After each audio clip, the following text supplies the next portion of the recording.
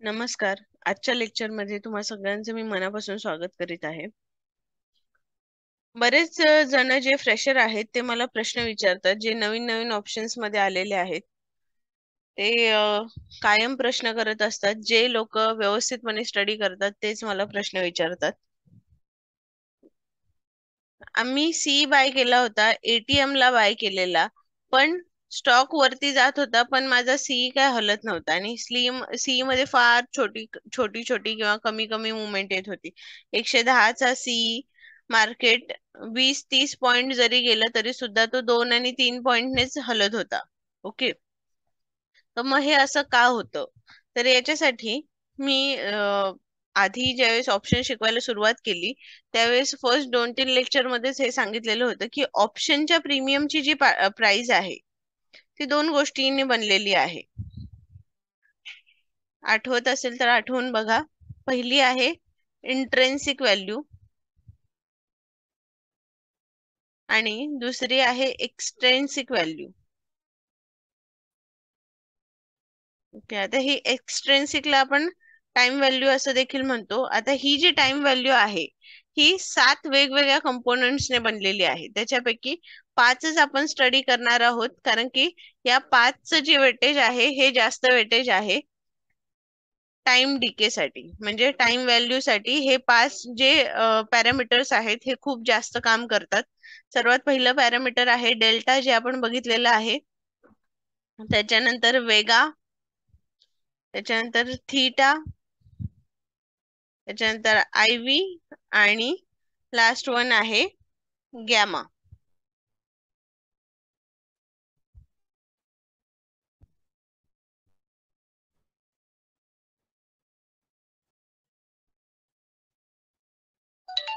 Delta आपण आधी बघितलेला आहे. आता आपण थीटा बघूया आज.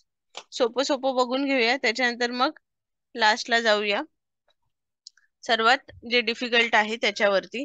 डिफिकल्ट असं काही नाहीये. सुरुवातीला जर तुम्ही प्रॅक्टिस व्यवस्थितपणे करत गेलात, व्यवस्थित मार्केटला जवळून बघायचा प्रयत्न केला तर सगळं तुम्हाला सोपं वाटणार आहे. ज्यावेळेस आपण एखादी गोष्ट नवीन शिकायला सुरुवात करतो त्यावेळेस सगळ्याच गोष्टी टफ असतात. जसं आपल्याला फिमिलियर होतं सगळ्या गोष्टी, तसं सगळं इझी मोड मध्ये जातं. आता तुम्ही स्वतःच अनालिसिस करा. आपण ज्यावेळेस बॅच सुरू केली होती, at that time where were you, कुठे होतात तुम्ही आणि आता कुठे आहात? आता ऑप्शनचे फार कमी लेक्चर्स राहिलेले आहेत आणि तुम्ही आता प्रो लेवल कडे जात आहात. नॉलेज असणं आणि ते प्रॅक्टिकल नॉलेज मध्ये कन्वर्ट होणं ह्याच्यामध्ये जमीन आसमानचा फरक आहे. हा कोर्स केल्याने तुम्हाला रिझल्ट भेटणार नाही, पण या कोर्स मध्ये जर तुम्ही प्रॅक्टिस केली तर तुम्हाला मात्र 100% रिझल्ट मिळेल, याची गॅरंटी आहे. 3 महिने झालेले आहेत ऑलरेडी. आता इथून पुढचे 3 महिने तुमचा जो पैसा आहे तो तुम्हाला व्यवस्थितपणे मॅनेज करून थोडा थोडा थोडा वाढवायचा आहे. एकदम झटपट इथे श्रीमंत होत नाही कोणी, आणि जरी कोणी झटपट श्रीमंत होत असेल तरी तो तितक्याच लवकर खाली येतो. रिस्क आणि रिवॉर्ड ह्याला मॅनेज करता आलं पाहिजे. रिवॉर्ड सुद्धा तुम्ही व्यवस्थितपणे मॅनेज करायला शिकलं पाहिजे. जर तुम्हाला एखाद्या दिवशी 10,000 12,000चा प्रॉफिट होत असेल तर त्यावेळी तुम्हाला त्याच्या मागचं लॉजिक समजून घेणं खूप महत्वाचं आहे. जर इलॉजिकली तुम्ही ते 10 आणि 12,000 कमवले असतील तर ते तुमच्या जवळ राहणार नाहीत फार काय. पण लॉजिक ठेवून जर तुम्ही योग्य विचार करून तो जर ट्रेड घेतला असेल तर नक्कीच ते 10,000चे 12,000चे 20,000 24,000 लवकरच होणार आहेत, याची मी तुम्हाला गॅरंटी देते. आपले ट्रेड किती बरोबर येत आहेत, प्रत्येक ट्रेडचा रिस्क आणि रिवॉर्ड तुम्ही कसा मॅनेज केलेला आहे ह्याच्यावरती फोकस ठेवायचा आहे. सुरुवातीला तुम्हाला जे पण एक्सपायरी आहेत त्याच्या 2 दिवस आधी तुम्हाला ट्रेड करायचं नाही. गुरुवार आणि बुधवार या 2 दिवशी तुम्हाला फक्त मार्केटमध्ये अनालिसिस करायचं आहे. पण जर समजा एखाद्या वेळी खूप जास्त मोठी मुवमेंट असेल तर प्रीमियम डीके वाचवण्यासाठी नेक्स्ट एक्सपायरी मध्ये तुम्ही काम करू शकता. आता कालची एक्सपायरी जी होती ती 28 जुलैची होती. आता नेक्स्ट एक्सपायरी कधीची आहे? 4 ऑगस्टची. तर मग जर समजा तुम्हाला बुधवारी किंवा गुरुवारी असं वाटत असेल की मार्केटमध्ये मोठी मुवमेंट येणार आहे, तर at that time what you can do, you can trade in next expiry. म्हणजे 4 ऑगस्टची जी एक्सपायरी आहे त्याच्यामध्ये तुम्ही तुमचं प्रॉफिट जनरेट करू शकता. ओके. आता काल मला एक प्रश्न विचारला गेला, 2-3 जणांनी हा प्रश्न विचारला की ऑप्शन चेन जी आहे ही पुट दाखवत होती, पुट साइडचा सिनारिओ दाखवत होती, सपोर्ट मार्केटमध्ये कमी होता तरी सुद्धा मार्केट वरती का गेलं. तर आता ज्यावेळेस तुम्ही एक्सपायरी मध्ये ट्रेड करत आहात एक्सपायरीच्या दिवशी, तर कोणत्या दिवशी कोणती एक्सपायरी आहे हे पण तुम्हाला माहित असणं खूप गरजेचं आहे. जर तुम्ही मंथली एक्सपायरीच्या दिवशी जर काम करत असाल, तर त्या दिवशी जे पुट किंवा कॉलचे जे सेलर्स आहेत ते पोझिशन्स काढूनच घेणार आहेत. सीई आणि पीई मधला सपोर्ट आणि रेजिस्टन्स हा कमजोरच होणार आहे. तर आता स्पेशली एकच मिनिट, जी पण काही पोझिशन आहे, म्हणजे जर समजा आता एखाद्याने जर सीई बाय केला असेल किंवा जर पीई शॉर्ट केला असेल, ओके, या दोघांपैकी काहीही होऊ शकतं. सीई बाय किंवा पीई शॉर्ट ह्या दोघांमध्ये मार्केटचा सिनारिओ आहे बुलिश. तर आता या वीक मध्ये काय झालं, 16,400चं जे मार्केट होतं ते 17,000पर्यंत गेलं. ओके, काहीतरी 16,900चा कालची काहीतरी क्लोजिंग होती. ओके, 16,400 वरून 17,000पर्यंत मार्केट गेलेलं आहे. तर ह्याच्यामध्ये जे पण या एक्सपायरी मधले लोक आहेत, त्यांना एकतर पोझिशन त्यांची कट करायची असेल, तर का कट करतील पोझिशन, तर त्यांना असं वाटत असेल की आता 17,000च्या वरती मार्केट काय जाणार नाही, 17,000चा एक मोठा रेजिस्टन्स आहे वगैरे, जर असा सिनारिओ असेल तर ते पोझिशन त्यांची कट करून टाकणार. पण जर समजा सिनारिओ असा असेल की 17,000च्या वरती अजून 17,300-400 पर्यंत मार्केट जाणार आहे, तर हे लोक काय करणार, त्यांचे जे पण काही सीई बाय आणि पीई शॉर्ट केलेले आहेत, हे जी पोझिशन आहे ते 28 जुलैची जी एक्सपायरी आहे, म्हणजे आजची जी एक्सपायरी आहे याच्यातून हे कट करणार आणि ही जी सेम पोझिशन आहे ती पोझिशन कॅरी फॉरवर्ड करणार.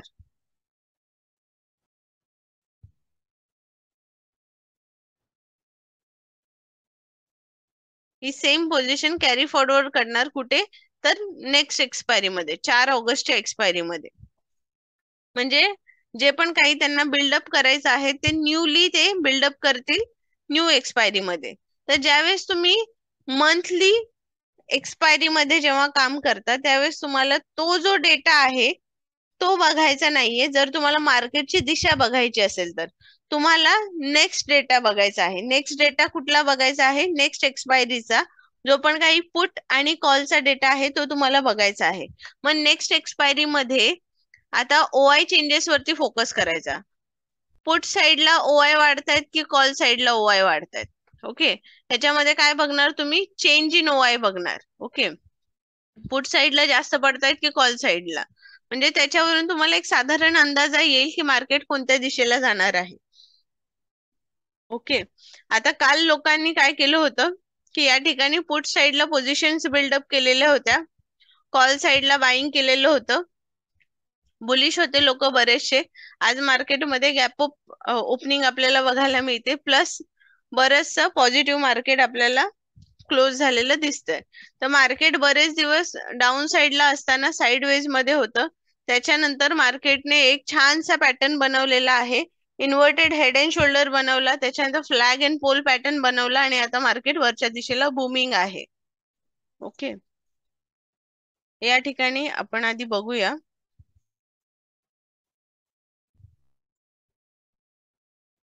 ओके, या ठिकाणी तुम्ही बघू शकता इकडे एक मार्केटने inverted head and shoulder, one day मध्ये आहोत आपण,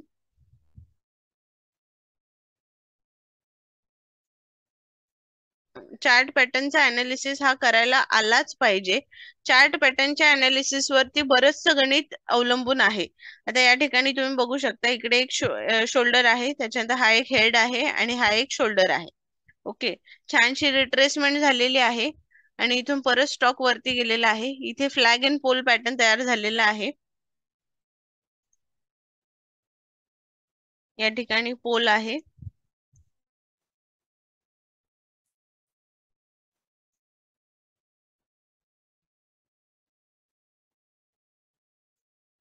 आणि इकडे फ्लॅग आहे. आता याचं टार्गेट वरती अचीव होईल आणि मार्केट थोडीशी रिट्रेसमेंट देईल. आता ज्यांना ज्यांना इन्व्हेस्टमेंट करायचं आहे त्याच्यासाठी मी 2-3 स्टॉक सांगितले होते, रिलायन्स, LIC वगैरे मी सांगितलेले आहेत. LIC आपल्या लेवलला आलेला नाहीये, रिलायन्स आहे, निफ्टी बीज आहे. Those who want to invest they can invest on pull back. आता ह्या रनिंग मार्केटमध्ये तर आपण चान्सेस घेऊ शकत नाही इथे पोझिशन क्रिएट करायचा. आता ज्यावेळेस मार्केट वरती जाऊन कुठेतरी थांबेल, at that time only we can think that where to invest. Okay. आता बरेच लोक इंट्राडेच्या लेवल ड्रॉ करण्यासाठी प्रॉब्लेम फेस करत आहेत, तर त्यांच्यासाठी सपोर्ट रेजिस्टन्स एक महत्वाचा मुद्दा आहेच. पण अजून डिटेल मध्ये जर तुम्हाला लेवल्स जर ड्रॉ करायचे असतील तर सर्वात पहिल्यांदा मी ह्या लेवल आधी काढून टाकते. कमी लेवलवरती काम कसं करायचं, जेवढं जास्त स्टॉक तुमचा भरलेला असेल तेवढं तुम्हाला डिफिकल्ट होणार. प्रत्येक सपोर्ट रेजिस्टन्स वरती आपण एंट्री एक्झिट घेऊ शकत नाही, बरोबर, कारण की त्याच्यामध्ये पॉइंट्स वेस्ट होणार. आता जर समजा मार्केटने ह्याच्या खाली जर क्लोजिंग दिली, या गॅप मध्ये जर मार्केट एंटर झालं, तर पहिला तुमचा सपोर्ट जो असणार आहे तो हा असणार आहे 950. 16,950 पासून मार्केट रिव्हर्स होऊ शकतं. आता जर मार्केटने परत याच्यामध्ये जर एंटर केलं, आता नो ट्रेड झोन कोणता असणार आहे, 16,950 ते 16,931. हे जे हाय आहे, सॉरी, हा जो क्लोज आहे, हा क्लोज आणि हा जो हाय आहे, याच्यामध्ये नो ट्रेडिंग झोन. एकतर तुम्ही दोन मुद्दे आहेत, एक तर तुम्ही ट्रेडच नाही करायचं या छोट्याशा झोन मध्ये, किंवा तुमचा स्टॉप लॉस जो आहे, जर तुम्ही प्रॉपर जर इथे एंट्री घेतली असेल तर इथपर्यंत तुमचा स्टॉप लॉस तुम्ही ट्रेल करायचा आणि त्याच्यानंतर मग पुढचं तुम्ही टार्गेट ह्याच्यामध्ये बघू शकता. ओके. पण जर तुम्ही ट्रेल करत नसाल, जर तुमचा 1 आणि 2 लॉटनेच तुम्ही प्ले करत असाल, तर तुम्हाला प्रॉफिट बुक करणं अनिवार्य आहे. आता जसं तुम्ही याच्या खाली येणार, याच्या खाली आल्यानंतर मग तुम्ही फ्रेश शॉर्ट बिल्डअप करू शकता आणि इथपर्यंत तुमचं टार्गेट ठेवू शकता. आता ह्याच्यामध्ये आता मार्केटचा ट्रेंड जो आहे हा बुलिश आहे, बरोबर. तर जेव्हा मार्केट डाऊन साइडला पुल बॅक होणार त्यावेळेस मार्केटमध्ये कमी कमी कमी मुवमेंट असणार. ओके.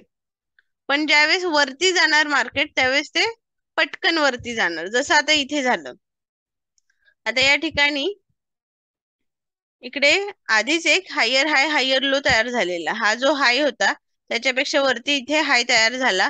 त्याच्यानंतर या हॅमरने सांगून दिलं की आता मी वरती जाणार आहे. Okay.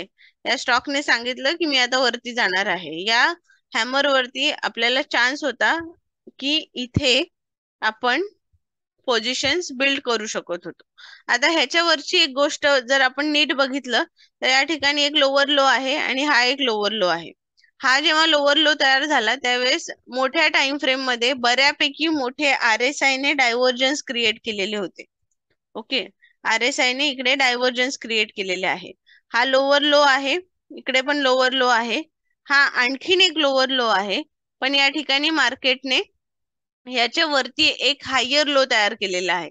This is the indication which is telling you that market is changing the trend. Okay. मार्केटने या ठिकाणी ट्रेंडला चेंज केलेला आहे.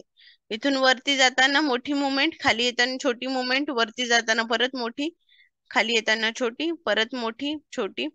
आता या ठिकाणी मार्केट मोठ्या टाइम फ्रेम मध्ये आणखीन जर आपण बघितलं, मार्केट आता हेड अँड शोल्डर तयार करण्याच्या बेतात आहे असं मला वाटत आहे. हा पहिला हेड, हा पहिला शोल्डर, त्याच्यानंतर हेड आणि त्याच्यानंतर हा शोल्डर. ओके. आणि मग इथून जर ह्याचा या लाईनचा जर ब्रेकआउट झाला तर मार्केट वरच्या दिशेला धावू शकतं. ओके. तर आता ज्यांना नेक्स्ट पोझिशन क्रिएट करायची आहे तर ते एकतर या ठिकाणी ही ही हा जो हाय आहे हा ब्रेक झाल्यानंतर एकतर ते एंट्री करू शकतात. अदरवाईज या ट्रेंड लाईनचा ब्रेकआउट झाल्यानंतर मग या ठिकाणी तुम्ही आरामात इकडे एंट्री घेऊ शकता. जे टार्गेट असेल ते तुमचं फार मोठं टार्गेट असणार आहे. आता या ठिकाणी मार्केट साधारण 17,800च्या वरती जेव्हा जाईल तेव्हा आपल्याला रॅली बघायला मिळेल. 17,800. म्हणजे जो टोटल तुमचा जो चेंज आहे, ट्रेंड आहे, तो इकडे चेंज होऊ शकतो. अशा प्रकारे तुम्ही बघू शकता. आता आपण फोकस करूया इंट्राडेच्या लेवलवरती. कमीत कमी जास्त इफेक्टिव्ह लेवल्स कशा ड्रॉ करायच्या. सर्वात पहिल्यांदा तर 15 मिनिटची स्ट्रॅटर्जी वापरायची. 15 मिनिटची स्ट्रॅटर्जी वापरायची. 15 मिनिटामध्ये जर तुमचे रेजिस्टन्स लांबचे असतील तर तुम्ही ह्याच्यामध्ये एंट्री घेऊ शकता.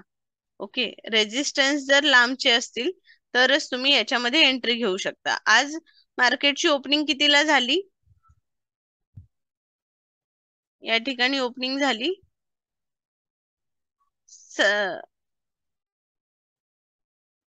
17,070 रुपयांना ओपनिंग झालेली आहे. मग आता 15 मिनिटामध्ये एक कॅन्डल तयार झाली. त्याचा जेव्हा हाय ब्रेक होणार त्यावेळेस मार्केटचं जे टार्गेट असेल ते वरच्या दिशेला तुमचं अचीव होईल. आता पहिल्यांदा आपण ट्रेंड लाईन कशा ड्रॉ करायच्या हॉरिझॉन्टल ते आपण बघूया.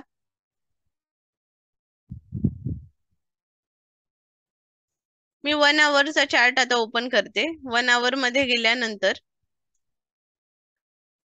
भूतकाळामध्ये कुठे हा स्टॉक आला होता तो एरिया आपण आधी झूम करून बघूया.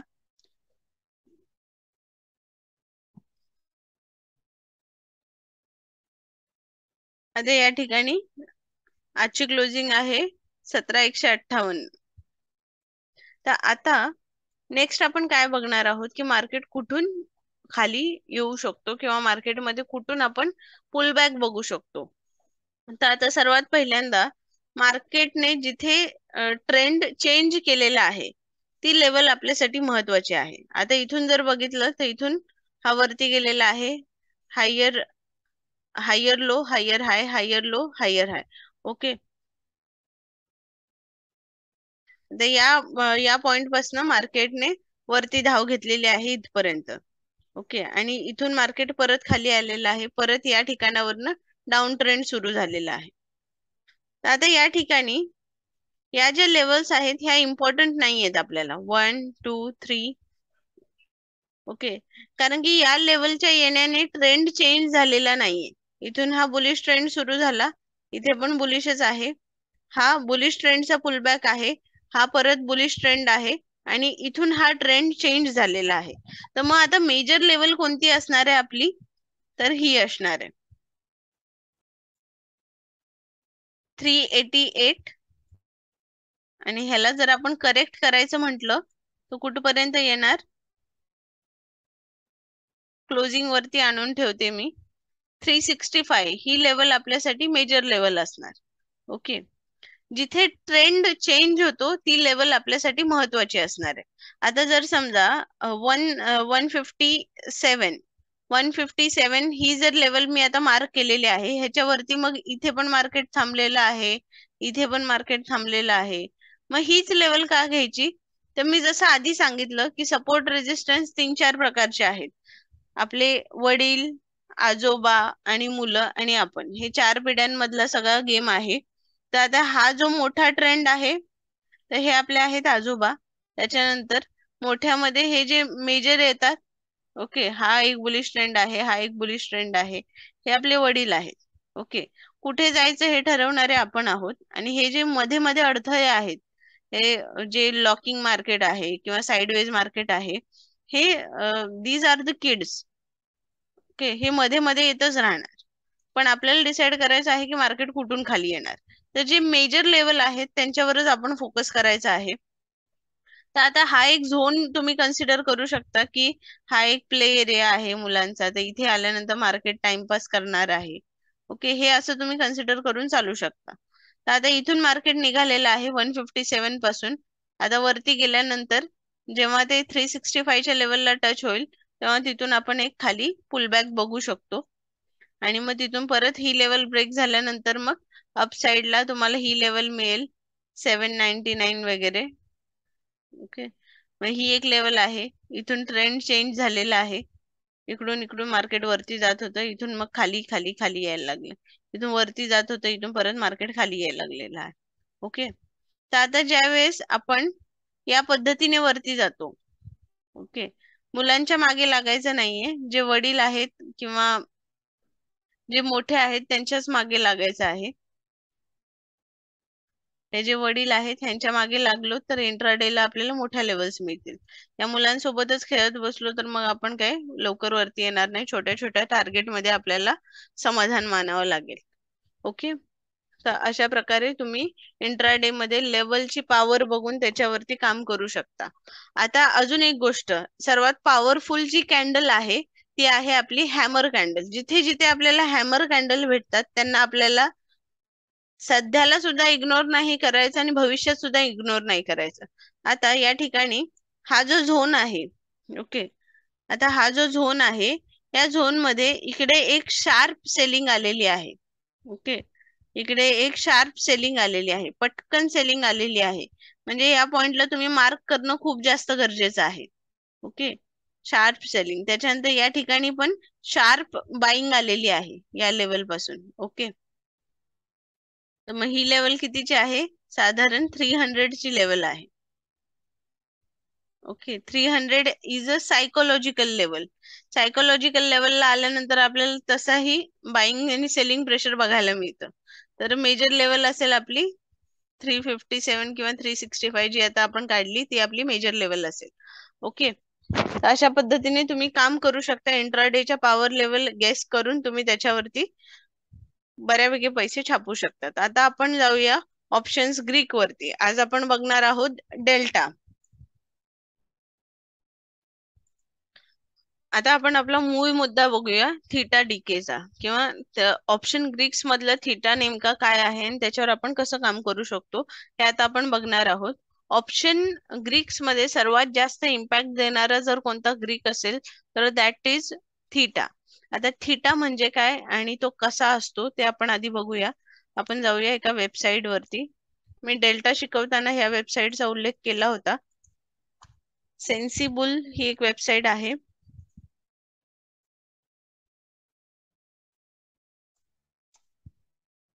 सेन्सिबल वरती गेल्यानंतर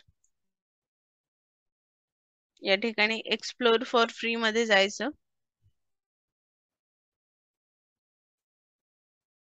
त्याच्यानंतर अनालाइज मध्ये जायचं, ऑप्शन चेन मध्ये जायचं. ऑप्शन चेन मध्ये गेल्यानंतर सेटिंग्स मध्ये जाऊन या ठिकाणी थीटा तुम्हाला ऑन करायचा आहे.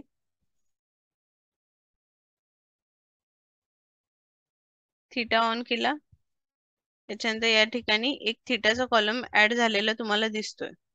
ओके, या ठिकाणी इकडे थीटा ऍड झालेला दिसतोय तुम्हाला. ओके, तर आता निफ्टीची जी प्राइस आहे ती किती आहे तर 17,212. आता मगाशी आपण इथे किती प्राइस बघितली होती? 17,158. आणि या ठिकाणी किती आहे? 17,212. ओके, तर आता ह्याच्यामध्ये डिफरन्स का आहे एवढा? तर ही फ्युचरची प्राइस आहे आणि मगाशी जी बघितली ही स्पॉटची प्राइस आहे.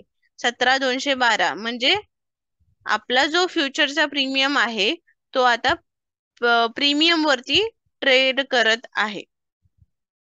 फ्युचर आपला प्रीमियम वरती ट्रेड करत आहे. म्हणजे निफ्टीची जी स्पॉट प्राइस आहे त्याच्या वरच्या व्हॅल्यू वरती फ्युचर ट्रेड करत आहे. ओके, तर आता आपण एटीएम जर बघायला गेलो तर एटीएम कोणती असणार आहे? 17,200, कारण 212 ची क्लोजिंग आहे. त्याच्यामुळे ऑटोमॅटिकली 17,200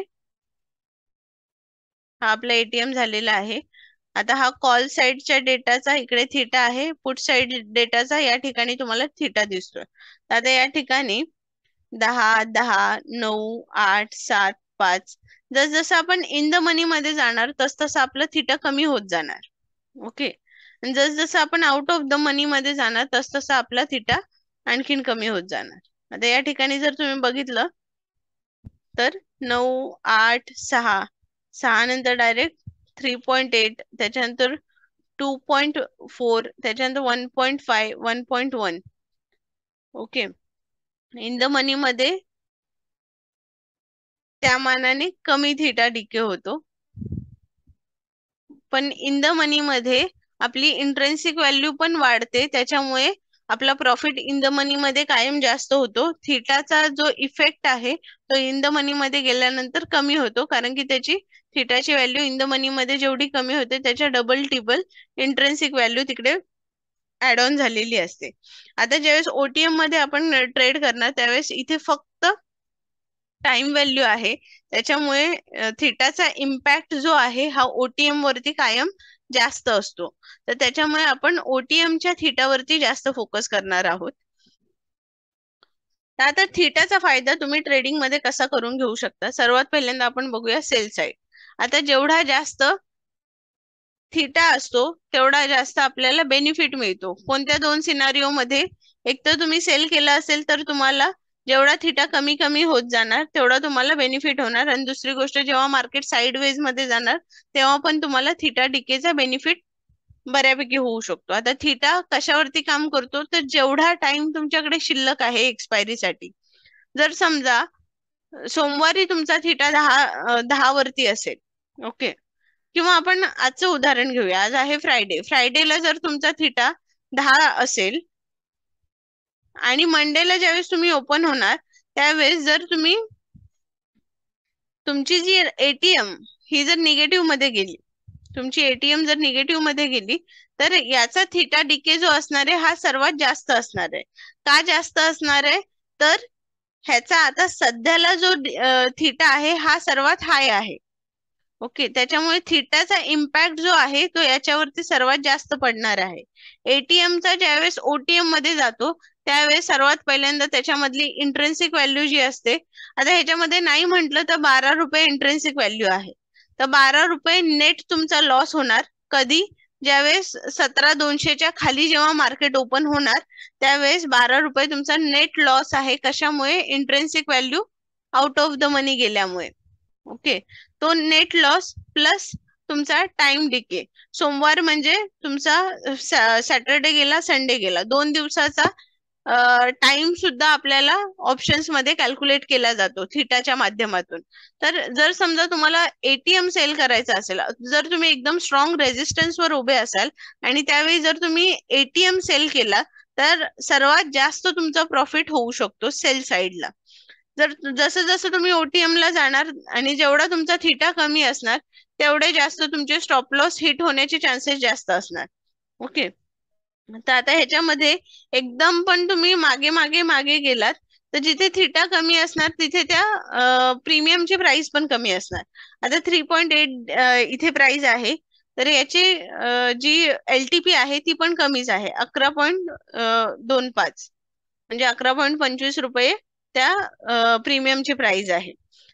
आता जर तुम्हाला सेल साइडला हाय रिटर्न्स मिळवायचे असतील तर पहिली गोष्ट थिटा जास्त असलेला सेल करा, आणि दुसरी गोष्ट एलटीपी मध्ये जर इंट्रेन्सिक व्हॅल्यू असेल तर तुम्ही त्याचा बेनिफिट उचलू शकता.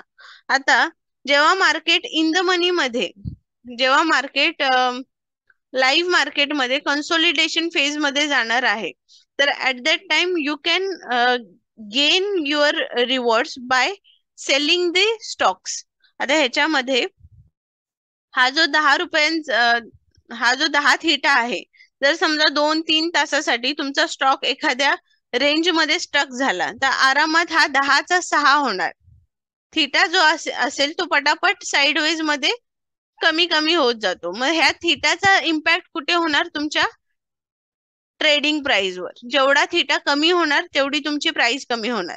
जर समजा तुमचा स्टॉक जरी वाढला आणि तुमचा थिटा जर वाढत नसेल, ओके, तुमचा स्टॉक वाढला म्हणजे थोडक्यात काय, काल जसं झालं, काल तुमचा स्टॉक जो आहे हा 16,800 पासून 16,900 पर्यंत गेला, पण जे प्रीमियम होते, जे तुमचे प्रीमियम होते ते तुमचे प्रीमियम कॉल साइडचे हलत नव्हते. हल्ले तरी 6-7 पॉइंटच्या वरती ते जात नव्हते. त्याचं कारण काय आहे? तर एकतर काल एक्सपायरी होती, मंथली एक्सपायरी होती, त्याच्यामुळे एकतर टाइम खूप कमी राहिलेला होता आणि या सगळ्या गोष्टींचा इम्पॅक्ट हा थिटावर झाला होता. जिथे थिटाच नाहीये तर तिथे आपल्याला मुवमेंट कशी मिळणार? आता जर थोडक्यात जर तुम्ही बघितलं तर आता मार्केट आहे 17,212 वरती आणि आपण 18,000चा कॉल जर परचेस करत असू तर ह्याच्यामध्ये थिटा किती आहे? 1, ओके. जर एकच थिटा असेल तर ह्याच्यामध्ये सेलर्स पण कोणी येणार नाही, त्याच्यामुळे त्याच्यामध्ये डिमांड पण नसणार. दुसरी गोष्ट, इतक्या लांबचा ओटीएम एक्सपायरीच्या दिवशी कोण परचेस करणार? किंवा कोण सेल करणार. ओके, त्याच्यामुळे याचा डिमांड कमी आहे. टाइम व्हॅल्यू मुळे हा डिमांड झोन मध्ये नाहीये. आता डिमांड झोन मध्ये कोणते असणार? फक्त एटीएमच्या आजूबाजूचे. ओके, तर एटीएमच्या आजूबाजूचे जेव्हा तुम्ही सेल करणार त्यावेळेस तुम्हाला थिटा बघायचा आहे. ज्यावेळेस हाय थिटा असणार त्यावेळेस तुम्ही त्याला सेल करायचं. जेव्हा लो थिटा असणार तर त्यावेळी तुमच्याकडे चान्स आहे की तिकडे पटकन तुमची पोझिशन क्रिएट करण्याचा, बाय साईडला जाण्याचा तिकडे चान्स आहे. तर आता कसं तुम्ही बाय साईडला जाऊ शकता? जर समजा फ्लॅग अँड पोल पॅटर्न तयार होत असेल मार्केटमध्ये,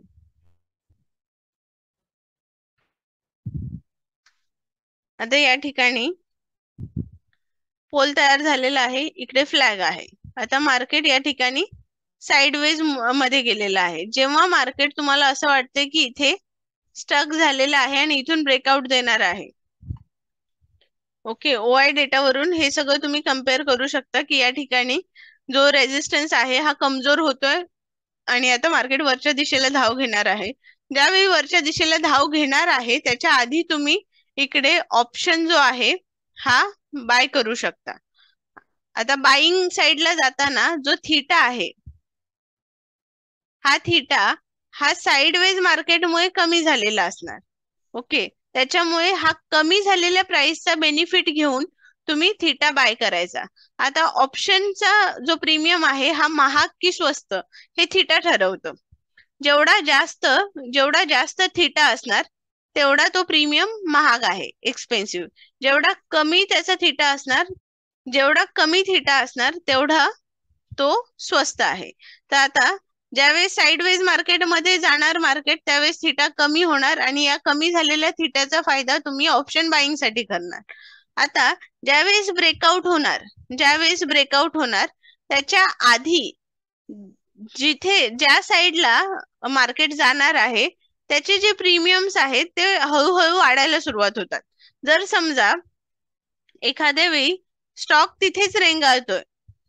तिथेच रेंगाळतोय आणि कॉल आणि पुट याच्यामध्ये प्राइस मध्ये चेंजेस होत असतील, म्हणजे कॉलची प्राइस वाढत जाते आणि पुटची प्राइस मार्केट तिथेच असताना जर कॉल आणि पुट याच्यामध्ये जबरदस्त ऍक्शन होत असेल, जनरली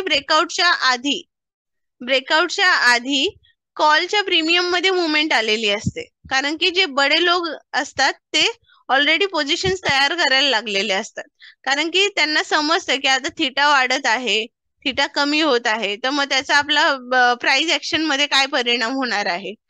तर थोडक्यात आता प्रत्येक वेळी तर तुम्ही थिटा, वेगा, गॅमा ह्या सगळ्या गोष्टी डोक्यात ठेवून ट्रेड नाही करू शकत, बरोबर आहे. तर मग बॅक ऑफ द माइंड ठेवायचं कायम की एटीएम मध्ये थिटा हा जास्त असणार आहे. ज्यावेळेस साइडवेज मार्केटमध्ये जाणार त्यावेळेस थिटा कमी होणार. पण ज्यावेळेस तुम्हाला पोझिशनल बाईंग सेलिंग करायचं असेल त्यावेळेस तुम्ही थिटाचं कन्सिडरेशन करू शकता. आता कधी कधी काय होतं, इकडून स्टॉकने असा वरती ब्रेकआउट दिला तर आपल्या ऑप्शन कॅल्क्युलेशनच्या अनुसार मार्केटमध्ये मुवमेंट ही 120 पॉइंटचीच यायला पाहिजे होती. म्हणजे तुमच्या प्रीमियम मधली मुवमेंट 120 पॉइंटची यायला पाहिजे होती. पण तुमचे जे ऑप्शन प्रीमियम आहे हे भयंकर एक्सपेन्सिव्ह झालेले आहेत. 120 चा प्रीमियम तुम्हाला 140 रुपयाला मिळतोय. तर ह्याच्यामध्ये ज्यावेळेस एखाद्या वेळेस सडन मुवमेंट येते मार्केटमध्ये आणि सडन मार्केटवरती बायर्स आणि सेलर्सचा अटॅक होतो, at that time price shoot up होतात. आता ह्या न्यूजचा इम्पॅक्ट किंवा सडन मार्केटमध्ये मुवमेंट आल्यामुळे वाढलेल्या प्राइजेस ऑप्शन्सच्या त्या कशामुळे येतात, तर त्याला गॅमा हा एक फॅक्टर आहे. ओके, गॅमा हा फॅक्टर हा कधी कधीच मार्केटमध्ये येतो. जसं रूस युक्रेनचं युद्ध झालं होतं त्यावेळी आपल्या मार्केटमध्ये सडन मुवमेंट बघायला मिळाली होती. किंवा मागे चायनाने अटॅक केलेला इंडियावरती त्यावेळी सुद्धा मार्केटमध्ये सडन मुवमेंट आली होती. त्याच्यानंतर मार्केट जेव्हा जेव्हा पॅनिक होतं त्यावेळेस गॅमा वाढतो. म्हणजे आता कोविडचा जेव्हा सिनारिओ होता त्यावेळी सुद्धा मार्केटमध्ये बऱ्यापैकी फिअर होता. त्याच्यामुळे जो गॅमा होता तो खूप जास्त वाढलेला होता. त्याच्यामुळे मार्केटमध्ये जी मुवमेंट होती ती जबरदस्त होती. ओके, आता ऑप्शन बाईंग साइडला कधी जायचं, ज्यावेळेस थिटा कमी असतो त्यावेळेस बाईंग साइडला जायचं. ज्यावेळेस थिटा जास्त असतो त्यावेळेस सेलिंग साईडला जायचं. आता कोणता ऑप्शन प्रीमियम सिलेक्ट करायचा? ज्या प्रीमियमचा थिटा कमी असतो असा प्रीमियम तुम्ही बाईंग साठी सिलेक्ट करू शकता. आता कधी बाय करायचा तर शुक्रवार, सोमवार, मंगळवार या 3 दिवशीच तुम्ही बाईंगचा विचार करू शकता. बुधवार आणि गुरुवारी जर तुम्हाला ट्रेड करायचंच असेल ऑप्शन मध्ये तर नेक्स्ट एक्सपायरी मध्ये तुम्ही करू शकता.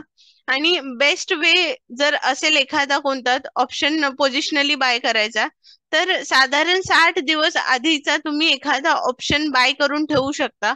जर तुम्ही ठरवलेल्या दिशेला जर मार्केट गेलं तर तुम्हाला बऱ्यापैकी विदाउट थिटा डिके काम करायला मिळतं. जरी थिटा डिके झाला तरी तो फार कमी कमी कमी. म्हणजे जर मार्केटचं ट्रेंड प्रेडिक्शन जर तुमचं स्ट्रॉंग असेल.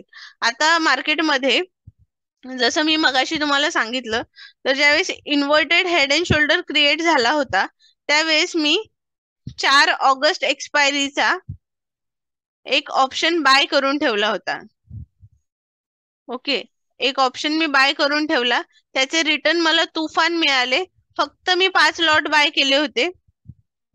अराउंड मला 1000 पॉइंटची मुवमेंट त्याच्यामध्ये मिळालेली आहे. तर अशा प्रकारे तुम्ही एकदम लांबचे जे ऑप्शन्स आहेत ते बाय करून घेऊ शकता. पण लांबचे जे ऑप्शन्स आहेत त्याच्यामध्ये एक प्रॉब्लेम आहे की तुम्ही जी ठरवलेली प्राइस आहे ती जर तुम्हाला व्यवस्थित एक्झिक्यूट करता येत असेल तुमच्या ब्रोकरच्या अकाउंटवर तरच तुम्ही करू शकता. कारण की डिमांड आणि सप्लाय त्या ठिकाणी फार कमी असतो. जर समजा तुम्हाला 212 रुपये, थांबा मी तुम्हाला दाखवतेच, ते तुम्हाला जास्त इझी पडेल.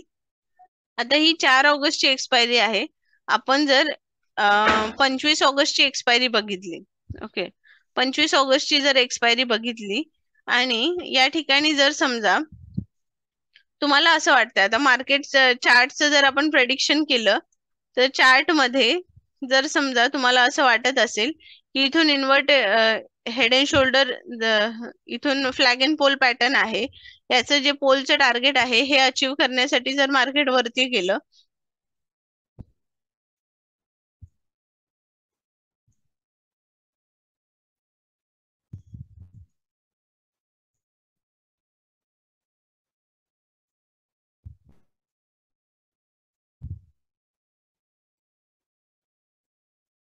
तर मार्केट साधारण 17,500 पर्यंत जाऊ शकतो.